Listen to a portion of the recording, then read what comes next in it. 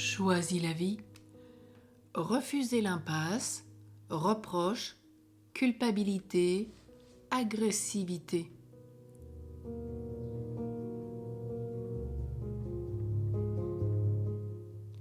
Trop souvent, on essaie de chercher la faute au lieu de s'appliquer à trouver des solutions. On commence par exprimer des griefs, on essaie de culpabiliser, on se culpabilise, on déclenche l'agressivité, puis la colère. De nombreuses personnes sont prises en tenaille entre différentes parties de leur personnalité. Et en nous, nous avons peut-être ce parent normatif qui est critique, excessif.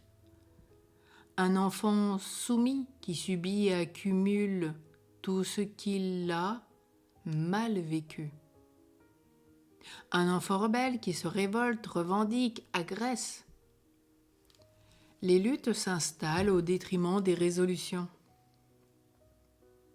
Alors ce matin, pour faire grandir ton enfant de Dieu, veille à ne plus entrer dans l'impasse. Reproche, culpabilité, agressivité.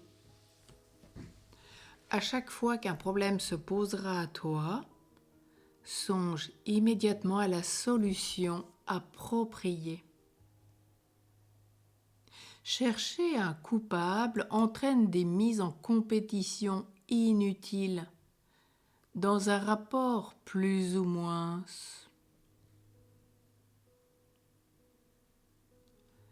On s'agresse mutuellement, chacun veut avoir raison, l'emporter sur l'autre. En définitive, tout le monde perd et se retrouve dans un rapport moins.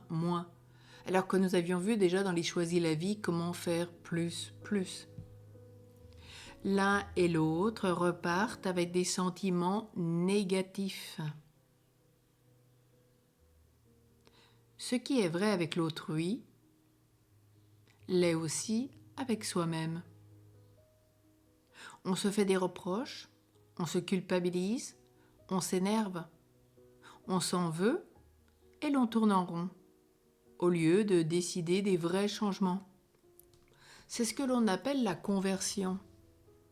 Tourner en rond, c'est vivre avec le mal, car il nous fait tourner en rond, voire l'expression tourner en bourrique. La conversion, c'est le retournement du cœur, prendre des décisions, choisir des vrais changements, se réorienter. Nous étions à l'ouest, comme disent les jeunes, et c'est vrai, car le Christ est à l'est. Le Christ se lève toujours, soleil levant, qui vient nous visiter à l'est. Et nous devons être orientés vers l'est, et non être à l'ouest. Et les jeunes ont bien raison. Combien de jeux psychologiques aujourd'hui se créent ainsi entre les personnes, avec comme objectif final, inavoué ou inconscient, que chacun s'en tire mal. Alors peut-être une partie de toi a baigné dans une telle atmosphère. Ce n'est pas celle de ton enfant de Dieu. L'enfant de Dieu y vit dans la grâce, harmonieusement, plus, gagnant, toujours en vérité, joyeux, dans la grâce de l'amour, de la paix, dans tous les fruits de l'Esprit Saint. Plus tu es heureux, plus je le suis. Plus je le suis, plus tu l'es. Alors ensemble, réjouissons-nous de nos différences, au lieu de nous séparer et de nous accuser. Valorisons les différences. Elles nous enrichissent. Et si toujours ce reproche, cette culpabilité qui n'est pas bonne et le démon ne cesse de l'alimenter, cette agressivité qui ne produit aucun fruit, le fruit c'est la douceur. Tu peux te rendre à l'église, repose-toi devant Jésus et dépose tous tes reproches, toutes tes culpabilités, toutes tes agressivités. Dépose-lui tout.